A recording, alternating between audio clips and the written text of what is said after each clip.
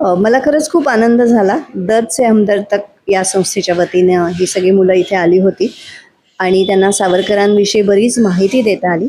दुसरं असं की स्वातंत्र्यवीर सावरकर स्वतः बॅरिस्टर झाले असते, पण राजकारणात भाग घेणार नाही, हे त्यांनी ठामपणे ब्रिटिशांना सांगितलं आणि त्यामुळे ते बॅरिस्टर झाले नाहीत. नाहीतर ते प्रचंड पैसा कमवू शकले असते, पण त्यांनी देशासाठी बॅरिस्टरी नाकारली. त्यामुळे हे विद्यार्थ्यांना सांगणं आवश्यक होतं आणि मला असं वाटलं की आत्ता आपण बघतोय की अनेक सामाजिक कार्यकर्ते आहेत जे लढत असतात, रस्त्यावर उतरत असतात, पण त्यांच्या मागे कोणी वकील नसतो. कारण पैसे द्यायला आपल्याकडे पैसे नसतात हिंदुत्वनिष्ठांकडे, जे इतरांकडे आहेत. त्यामुळे या मुलांना मी ते सांगितलं की तुम्ही पैसा कमवा, प्रसिद्धी कमवा, नाव कमवा, पण अशा काही कार्यकर्त्यांच्या मागे पण तुम्ही उभं राहिलं पाहिजे. आपण सावरकरांचा जर अभ्यास करत असू तर हे जाणणं महत्त्वाचं आहे की देश प्रथम, राष्ट्र प्रथम. आता हा विचार अलीकडच्या काही वर्षात राष्ट्रप्रथम हा विचार आपण ऐकतोय, पण सावरकरांनी ते बालपणापासून अंगीकारलं होतं.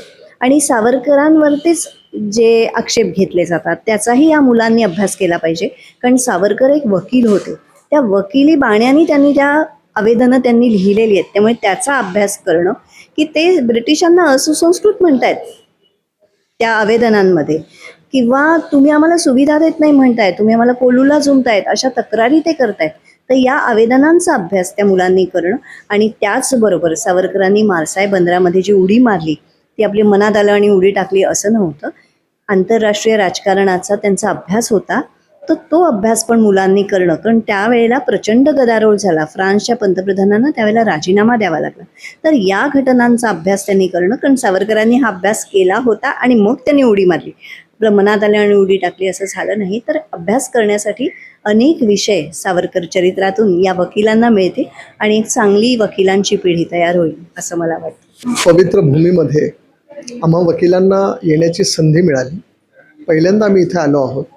सावरकर हे आम्ही पुस्तकात वाचले होते, चित्रपटात पाहिले होते, पण प्रत्यक्ष या पावनभूमीवर आल्यानंतर जणू काय सावरकर आपल्या अवतीभोवती फिरत आहे, अशा प्रकारचं चित्र हे आम्ही अनुभूती अशी घेतलेली आहे. ते चित्र उभं करण्याचं सामर्थ्य या सगळ्या वास्तुशिल्पामध्ये आहे.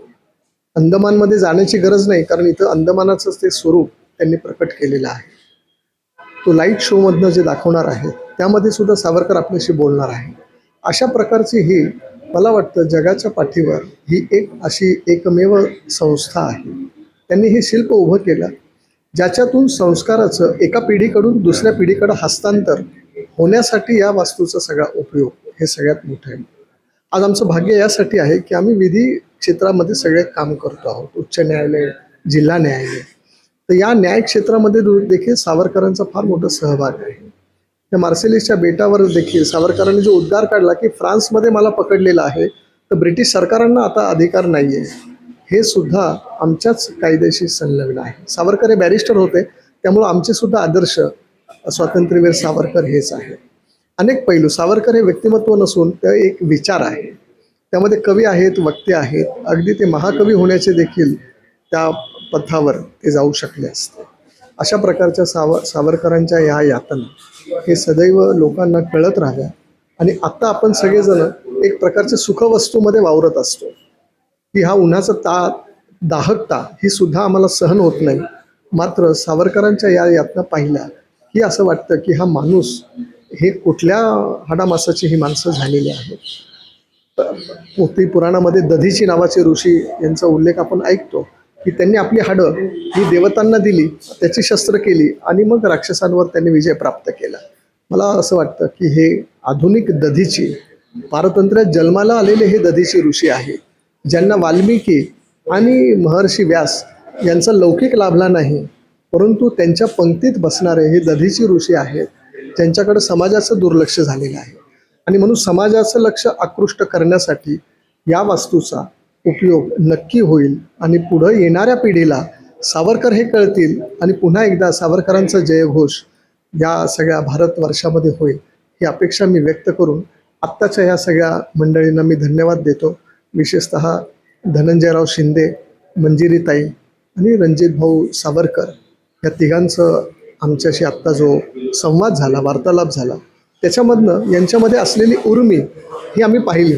त्यामुळं अशा पद्धतीचं हे काम पुढं चालत राहो या कार्याला केवळ शुभेच्छा नाही तर आमचा देखील काही सहभाग, काही आमचं देखील राष्ट्रीय कर्तव्य म्हणून या संस्थेला काय हातभार लागला तर ते आम्ही आमचं भाग्य समजू. हे माझं. नमस्कार, मी श्रद्धा प्रशांत नलावडे. आता सध्या आम्ही इकडे स्वातंत्र्यवीर सावरकर राष्ट्रीय स्मारक इकडे आहोत. तरी आमची ट्रस्टची व्हिजिट होती दर्द से हमदर्द तक. ह्याच्यामध्ये आम्ही सरांनी माहिती दिली वीर सावरकरांबद्दल. तिकडे म्युरल्स पाहिले आम्ही, ती खूप सुंदर होतं. आणि त्याच्यानंतर आम्ही रायफल शूटिंग ट्राय केली. त्यांचं कल्पना ही अशी आहे की फक्त आपण अभ्यास करतो, पण त्याच्यावेळी सैन्याचा अभ्यास, हे रायफल शूटिंग स्वतःसाठी आपण सेल्फ डिफेन्स असं बोलतो, हे पण आपण शिकलं पाहिजे, फक्त अभ्यासच नाही केला पाहिजे, अशी कल्पना आहे. ओव्हरऑल ही व्हिजिट खूप छान होती. आम्हाला रणजित सावरकर हे त्यांचे नातू आहेत, त्यांनी आम्हाला सांगितलं की वीर सावरकरांनी कसं लिगल बॅटल अशी हे केलेली, त्यांची अर्जी होती, त्याच्याबद्दल आम्हाला कळलं आणि खूप काही गोष्टी शिकायला भेटल्या. त्याच्यासाठी मी थँक्स बोलते जे वीर सावरकर त्यांचे ट्रस्टी आहे त्यांना, या स्मारकांचे, आणि दर्द से हमदर्द ट्रस्टना, की आम्हाला हे प्रिव्हिलेज भेटलं इकडे व्हिजिटसाठी. थँक्यू. नमस्ते, मी ॲडव्होकेट शार्दुल काळे. दर्द से हमदर्द तक या ट्रस्टकडनं राबवण्यात जाणारे इंटर्नशिप प्रोग्राममधले माझं दुसरं वर्ष आहे. इंटर्नशिप प्रोग्राम हा नवीन यूथ जनरेशनसाठी, ज्यांना इंटर्नशिपचा एक्सपिरियन्स नाही आहे किंवा या पोरांना ऑपॉर्च्युनिटीज नाही, त्यासाठी असे कार्यक्रम दर्द से हमदर्द तककडनं राबवण्यात येतात. मागच्या वर्षी देखील असाही कार्यक्रम पुण्यामध्ये राबवण्यात आला होता. ह्यावर्षी मुंबईमध्ये हा उपक्रम राबवण्याची संधी आम्हाला भेटली आणि आम्हाला तो उपक्रम जॉईन करायची संधी भेटली. बरेचसे मुलं इथून पुण्यावरनं आलेले आहेत, या कार्यक्रमात सहभागी झालेले आहेत. खूप साऱ्या गोष्टी ज्या त्यांना कॉलेजच्या लाईफमध्ये अनुभव भेटला नसेल किंवा ते आत्ता पण जिथे काम करत आहेत तिथे असा अनुभव भेटला नसेल, असा एक उत्कृष्ट अनुभव दर्द से हमदर्द तक ट्रस्ट याच्या माध्यमातून पोरांना आता इथे भेटलेला आहे. आज इथे स्वातंत्र्यवीर सावरकर यांच्या आयुष्याबद्दल एक व्याख्यान भेटलं. त्यांच्या इथे असलेल्या, त्यांच्या आयुष्यात घडलेल्या गोष्टी या मुलांना ज्या माहीत नव्हत्या त्याच्यावरती एक भर दिला गेला. त्यांचा इतिहास काय होता हा बऱ्याचशा मुलांना माहीत नसेल. त्यांनी काय कष्ट घेतलेले आहेत, त्या कष्ट घेतलेल्यावरती आणि त्यांच्या आयुष्यातनं काहीतरी आपल्याला प्रेरणा भेटलेली आहे. जसं बऱ्याचशा गोष्टीबद्दल चुकीचे संदर्भ मांडले होते त्यांच्या आयुष्याबद्दल. जसं तुम्ही बघाल, मगाशीच आपल्याला बाहेर दाखवलं होतं की त्यांचं माफीचं मर्सी पिटिशनबद्दल आपण बोलत होतो, तेव्हाच ते बोलत होते की शिवाजी महाराजांनी पण तह बरेच केले, पण ते देशहितासाठीच होते, राष्ट्रहितासाठीच होते आणि धर्महितासाठीच होते. तसं सावरकरांनी पण जे केलेलं आहे, त्यांचे जे कार्य आहे ते पण आपण त्याचा बोध घेतला पाहिजे की हे नेमकं हे जे सगळं त्यांनी घडलं किंवा 27 वर्ष त्यांनी त्याचा त्रास काढला, त्याच्यामागचा त्यांचा हेतू काय होता. आणि याच गोष्टीवरती आज रणजित सावरकर साहेब असतील किंवा यादव साहेब असतील, ॲडव्होकेट पुण्यावरून आले, त्या गोष्टीचा आपण त्यांना बोध घेतला पाहिजे. दर्द से हमदर्द तक ट्रस्ट यांनी अशी ऑपॉर्च्युनिटी दिली, याबद्दल मी त्यांना धन्यवाद व्यक्त करतो आणि माझे 2 शब्द थांबवतो. थँक्यू. नमस्कार, माझं नाव गणेश सराटे.